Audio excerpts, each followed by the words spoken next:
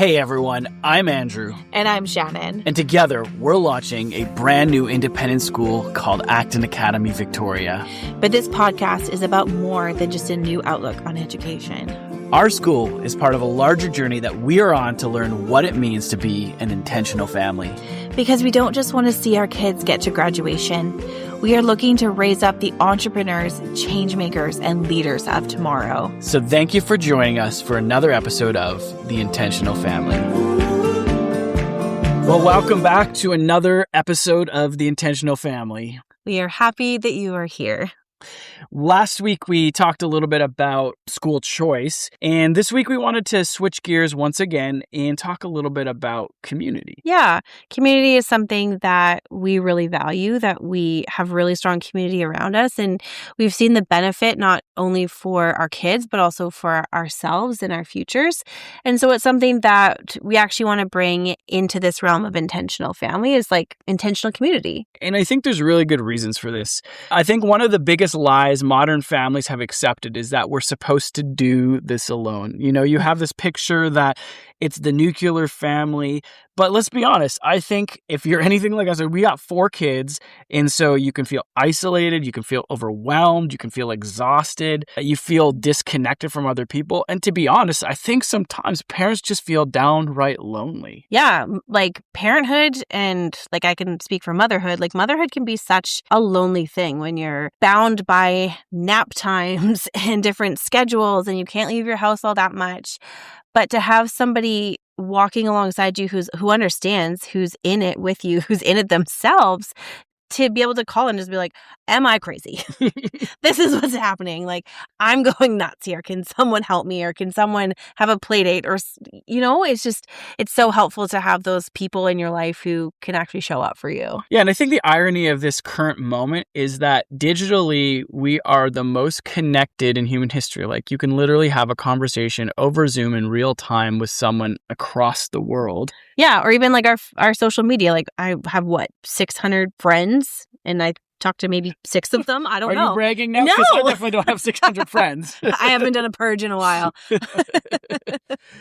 But yeah, I think one of the realities is that we can often replace deep and meaningful relationships with superficial digital connections.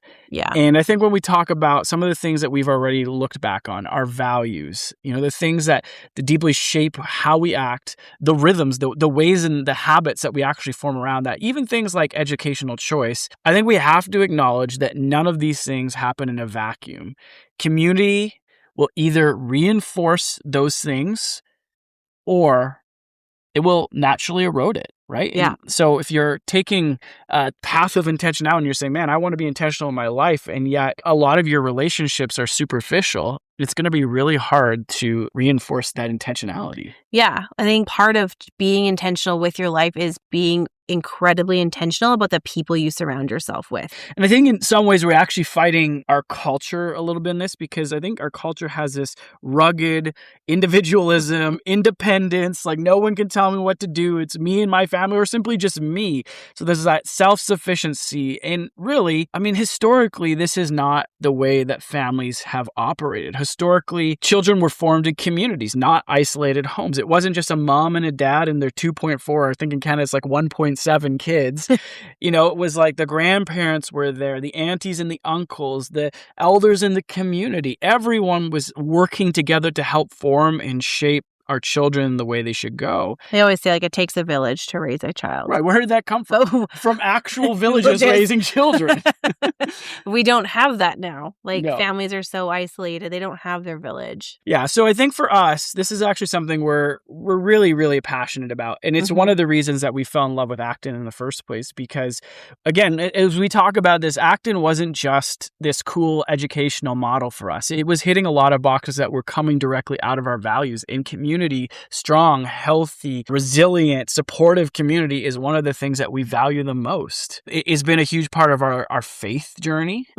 One of the things that connected us to the church that we're part of is that they have a huge emphasis on smaller communities meeting throughout the week. Yeah, and that's been such a blessing in our life to have a dedicated community that we meet with every Thursday. We share a meal. We share a meal. We have a big potluck at our house every Thursday night where we have anywhere from 15 to 30 people showing up. At one point, I think we had 13 kids, all under the age of 8. Yeah. Like, it's chaos and it's wild and it's awesome. And I know our neighbors have often said to me, they're like, how on earth are you doing this? Because like our street is flooded with cars. Everybody knows that like Thursday night, our street is busy because there's something crazy happening at the Hawes house. But I think, one of the things that often happens is people look at that and they're like, how do you do this? Like, what's wrong with you? Why do you do this? And I think part of it is that it really flows out of our values. Like for us, we have 4 kids and we know that our capacity to raise them is the way that we want is limited. Like as much as we do our best, as much as we're intentional, as much as we're trying to do all these, we're literally starting a school because we care about them so much. Mm-hmm. We recognize that we need people who share our values, who are stepping into the same rhythms as us, who are going to walk alongside us in the process of helping shape these human beings. And we need support in that. Yeah. And it's been so beautiful to see our kids build connections with other adults where our kids love the people who are in our community. They know they can talk to them. They know that they can count on them. They miss them deeply when they're gone. Even having a conversation with our son the other night as he was just teary because there was a family in that community that's on a 3-week holiday and he just misses them so deeply. He was like, when are they coming home? And it's not just the kids missing the kids, it's the kids missing the adults. And I think, again, one of the things that often happens is when we think about the work that happens, and it is work. It is work to foster community. We'll talk about that more in a moment. But when we think about the reality of community and forming community, now all we can think about is the drain, right? All we think about is this is going to take time, this is going to take energy, this is going to take money. And so we write it off and we forget all the incredible benefits. Yeah. I'm so excited that there are dudes in our community who are way better at certain things than I am. Like I wish I was the handy, crafty, be able to watch a YouTube video once and fix my car kind of guy, but I am not. You are not. No, I am not. Guy. I think in my fantasy life, I might be like the rugged dude in the plaid shirt out hunting his meal. But I got soft hands, okay? I don't use a lot of tools. You're a church leader. You do not work with your hands. But I love that there are people in our community who are outdoorsy, who hunt, who fix cars. I mean, I go to them, and now we have this wealth of knowledge and these wealth of mentors who can teach these things to Ben if he's interested, or who these women who are crafty. Like you're not a super crafty, creative type. I like to tell myself I am, but then I try it and I'm like, oh nope, that's not. Nope, I'm not there. No, your craft is making mixed book picture books. Oh gosh, not even that. But no. We have these women in our community who are so incredibly gifted and so incredibly talented, which is amazing because our daughter Isla she loves being crafty. She loves producing art. In fact, right now we have an art teacher, a younger gal in our community. She's in her 20s, aspiring artist, and she is every Monday coming and teaching art to our daughter. I know. And I listen to them sit downstairs doing their art class, just laughing and enjoying each other and having the best time. And she's coming upstairs with these new skills, understanding color wheels and all the things that I can't teach her these things, but she's so passionate about art. And here's someone who's willing to come in and just invest in her every single week. Totally. And even just some of the ways that you suddenly have this extended group of people who can support you when you're going through tough times. Like I think about the ways that, when we have a new baby, how well we're taken care of. Oh goodness. We have like meals delivered every night for like a month. It's amazing. Like if you've never had a meal train, seriously, they're awesome. Yeah, we have your parents come out and they stay with us, which is, they're part of this larger community too, the grandparents. And then we have people from our church community who just sign up and bring meals for 2 weeks after your parents leave. And we're essentially covered for the first month and don't have to think about making supper. I know. Or the people that have shown up we're having a plumbing issue, so they're digging out our septic tank. Yeah. At like 10 o'clock at night. Have a plumber in your Seriously, community. if you're going to be strategic and intentional about your community, make sure you get all the trades in there. If you're not a handy person, having trades in your friend group is essential. Yeah, knowing that our dear friend Sean, who's a plumber, will drop everything if we're in a crisis and just show up is incredible. Yeah. And it's such a comfort knowing that we can always call them. well, and even, I don't want to go on and on about stories, but I feel like I could because we have so many of them. We have a couple of friends who are immigrants from South Africa, and they just went through a really crappy time with our ridiculous immigration system. And I'm not trying to slam, but it is ridiculous. And they just had this moment where things were not moving, and they had a work permit issue, and they couldn't get paid. And so the way that our community just rallied around to make sure that their financial needs were covered while they were waiting on the government to, expedite a process was just awesome to see and to be part of. Yeah, to just watch how people can band together to take care of those among us who need support.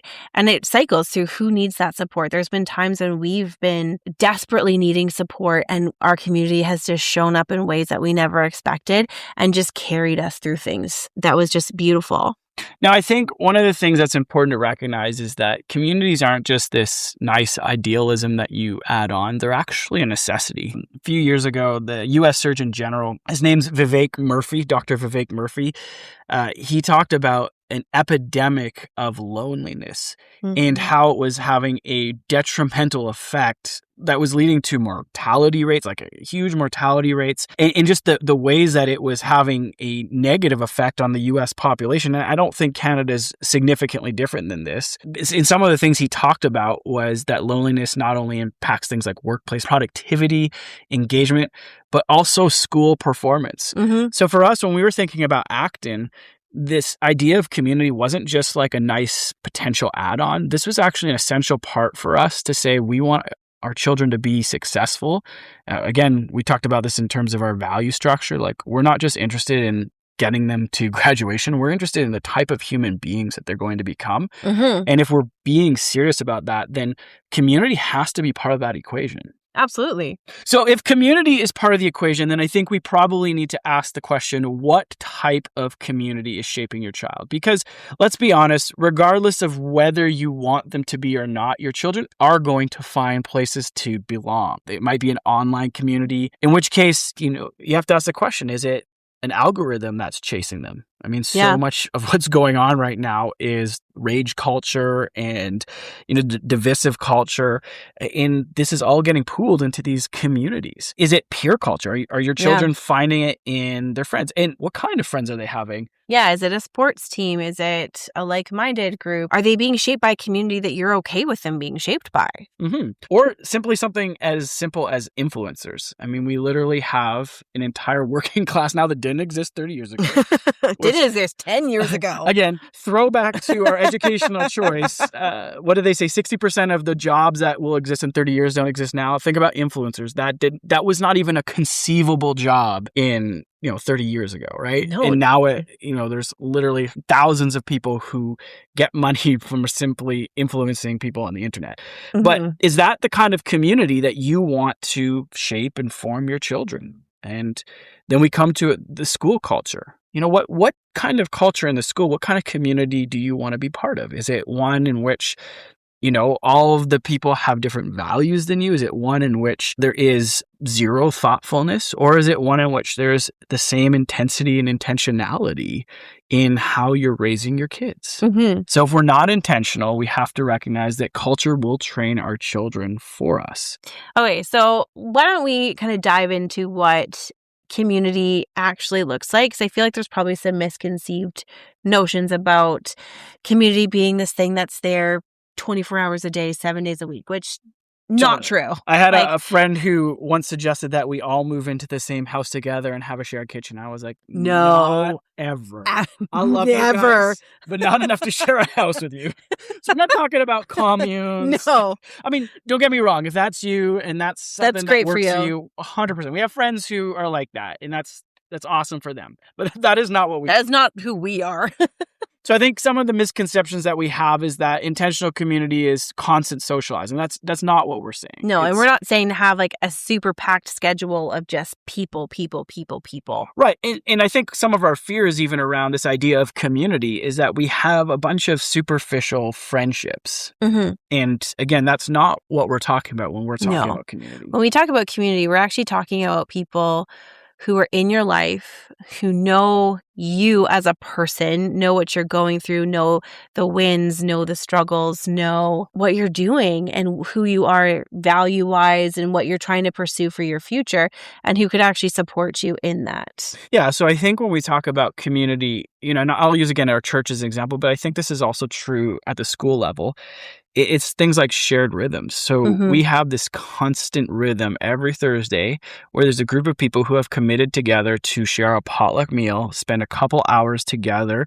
And, sometimes it's just casual. Sometimes, we're diving into our faith more deeply. Sometimes we're trying to instruct our kids together. Sometimes we're just supporting and praying for each other. Yeah. But that is a shared commitment that everyone kind of commits to it. And it doesn't mean there's like no room for people to drop out when they need to or not show up. I mean, that happens lots of times where people, like we talked about our friends who are gone for 3 weeks on vacation. So it's not like, this is do or die, but it's a group of people who are regularly committed to the same rhythms together. Yeah, where we celebrate with each other. We grieve with each other. Mm-hmm. We walk really hard things together. Like I think through some of the things that we've walked through with the communities that we've been part of, and some of them are awful and hard.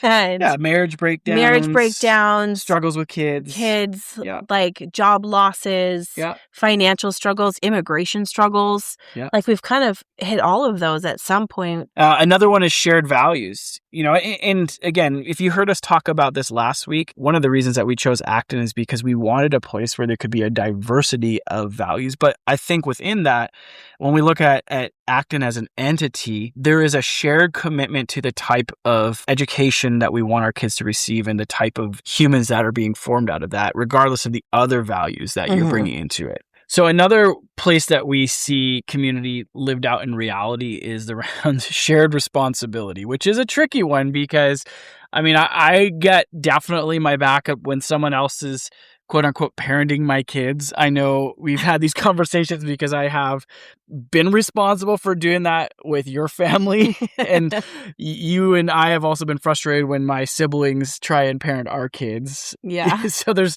a little bit of, you actually have to have some conversations and boundaries and all that. But there is something beautiful when we sort of recognize that as a community, we share some common goals and we're supporting each other in working towards those goals. Where if we're trying to instill like a growth mindset, like we're doing it as a group. Yeah, we're helping our kids see that challenges are things to be overcome, not barriers to shrink back from. And that we're like, if we have a goal of what we're trying to teach our kids or work with our kids in a certain area, that like we do it as a group sometimes. Yeah, it's being reinforced by the other people in our community. Yeah, and we kind of have worked out how this looks like, especially on our Thursday nights, where if one parent sees the kids getting into trouble or doing something that we all know that they're not allowed to do, like jumping on the top bunk. That's one of our rules. Like kids can't jump on the top bunk. That if someone goes into the room and sees kids jumping on the top bunk, then it's like, okay, they get to be the ones to be like, nope, everybody off. Right, and it doesn't matter whose kid it is. Doesn't matter whose kid it is. You just know the rules and we all kind of enforce them. Yeah, and there's another reality that along with the shared responsibility of our kids, there's also a sense of shared taking responsibility together. So there's an accountability level, right? There's a way in which, and again, we're talking about this in the context of our church community where, we're sort of mutually wrestling with the same goals, the same desires, the same values, and trying to encourage each other to be the kind of husbands that we think Jesus would want us to be, or the kind of wives that are, parents that we think Jesus would want us to be. But I think in a school environment like Acton, again, we're taking responsibility because it's hard to let your kids fail. It's hard Yes. to let the strings off and kind of give them the independence. And so there's a sense of we're doing this together. We're taking responsibility together, not just for the kids, but also for the growth of the kids in supporting each other when it gets really hard. Yeah, and that mutual support between parents is so important, especially when you're looking at like, okay, things in the studio are rough. There's conflict right now. Kids are not getting along. And we want as like especially moms, we want to like swoop in and we want to protect our kids. We just want to like hug them and snuggle them and they never feel any discomfort, and that's like my natural inclination, but it's not good for them when we do that.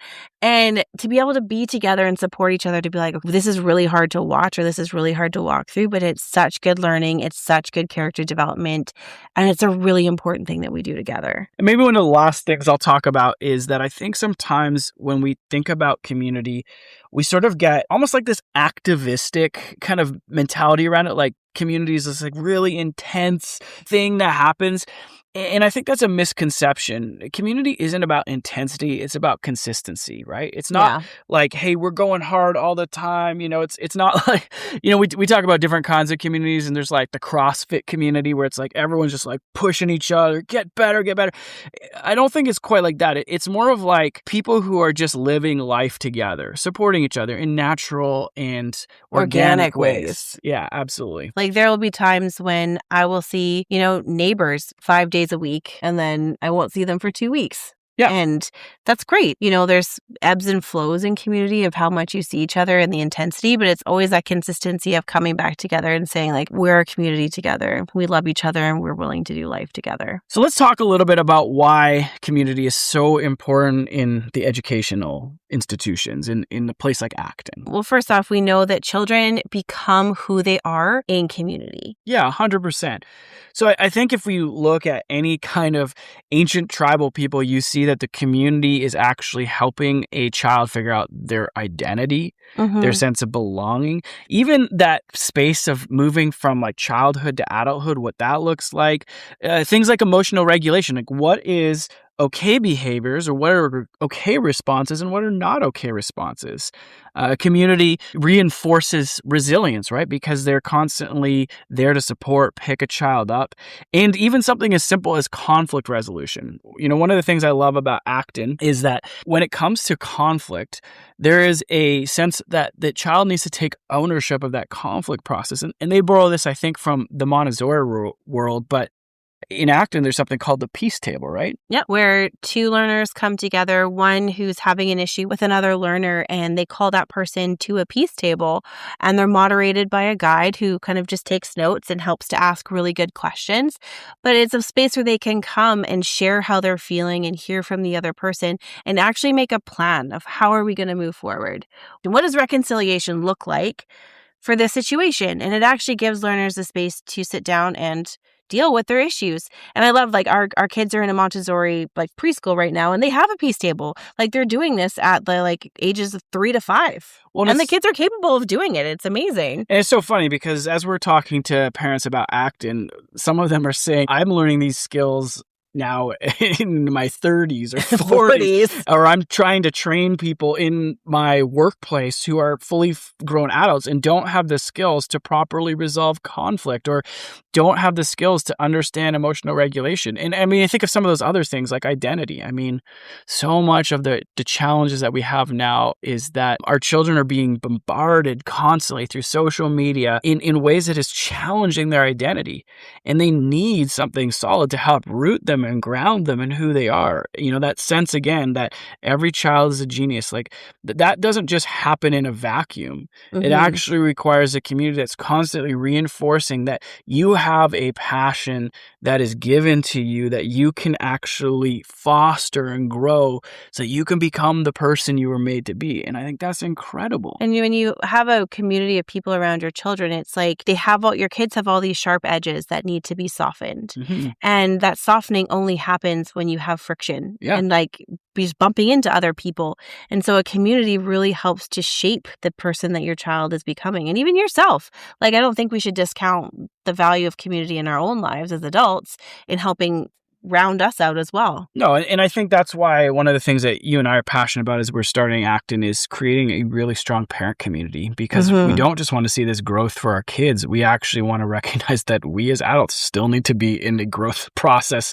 We still need to have a growth mindset, and we still need to have that refining that takes place when you're in community with other people. And not just that, but even like the loneliness factor. Like adults are so lonely in this world. Like I go to work at the hospital and I talk to nurses and my colleagues, and I think it's just something I've noticed is that community is lacking, people are lacking, that we don't have the depthful relationships I think that we're designed to have. And that just results in so much loneliness in our adulthood. And that I hate that. And I really want to see people come together in a space that they can grow and be nurtured and known and loved. So why do you think it is that so many people in today's day just don't embrace community? Like, what is the tension there? Well, I think it's a lot of different things. Like, first off, it's hard. It is hard to be vulnerable. It's hard to be known. Like, it's really scary to actually open yourself up to someone and allow them to see pieces of yourself that maybe you've never shared before. Yeah. And because when you open yourself up to somebody else, when you're vulnerable, there's a risk of getting hurt. And that is a big risk in community. Like, people are people. People are broken. Yeah. Everyone is going to fail you at some point or another. You're going to fail your community. Like, that's just a reality of the human nature. Yeah, I think it's fair to say that the reality is we've been doing this community thing for a reasonably long time, and there is zero people who don't disappoint us at some point, and there's zero people that we have in our life who we haven't disappointed. Oh yeah, we've let down everybody at some point. Totally. Because we're human, right? That's actually part of being human. We're fallible. We can't get it right all the time. I think a second thing, because we're fallible, is that community actually does tend to be messy, and people recognize that. And sometimes it feels like you don't want to get into the mess, which I get, but it's also beautiful. And I think you have to put up with the mess to get to the beauty. Yeah. And then I think the last thing is that, again, we come back to our values and our rhythms conversation. Schedules are difficult. And it is true that making space for community takes work, and you actually have to carve out that time. So there's often a sacrifice piece. Right. It's a sacrifice. Like, I mean, we've experienced that when there's seasons where we're really busy, or I've been really busy at work, and like, I work all day at the hospital, pick the kids up from childcare, come home, get our house ready, and then host 30 people. Yeah, make it like at the end of my week, and make food because we always do a potluck, but like we provide a dish. Yeah. And make the dish and then have people over and then clean up. Yeah. Like, it's a sacrifice. It's like it's a worthy sacrifice, and I would highly recommend taking that sacrifice. But there is seasons where it is hard. Yeah. So I think it's fair to say that community is costly. But here's what I would pose to you. If you're wrestling with this idea, let me ask you this. What is the cost of isolation? Because I think if we're being really honest, the stats show that isolation has a pretty dramatic cost as well. Yeah. And again, when we're talking about our kids, their future, the type of human beings we want them to be, what costs are we willing to pay to give them the type of a community that they truly need to flourish? Yeah, a community where they're known, where they are loved, where they supported, where they can work out some of the kinks of things, where they can take ownership in the community. Well, and held accountable, right? Yeah. So it's not like a fluffy, you do you love. It's a real love that says, I want the best things for you, which means I'm not going to lie to you about the parts of your life that need to change. Yeah. All right. We are coming to the end of this thing. We've been talking for a long time. So let's bring this home really quick. If this has resonated with you and you're at the start of the journey, first of all, let me just say this. The key thing that we want you to take away is that intentional family life was never meant to happen in isolation. If you're like, man, I want to be an intentional family, or I'm on this journey, don't do it alone. Find some other people. And if you're at the start of this, we always tell people in our community, in our church, that this is like a muscle that you have to exercise. When you go to the gym, and I mean, I don't go to the gym. They can't see us. They don't know. If you saw me, you know. You're like, oh yeah, these guys don't go to the gym.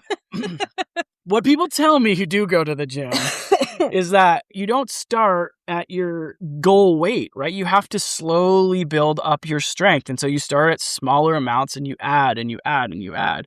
So my brother and sister-in-law, we actually had this journey with them where they wanted to have an intentional community that they were doing in their house, but they realized they'd been out of it for a while and needed to re-engage. And so they started with just joining ours and coming weekly, and just the pressure isn't on them to be the people who are carrying this thing.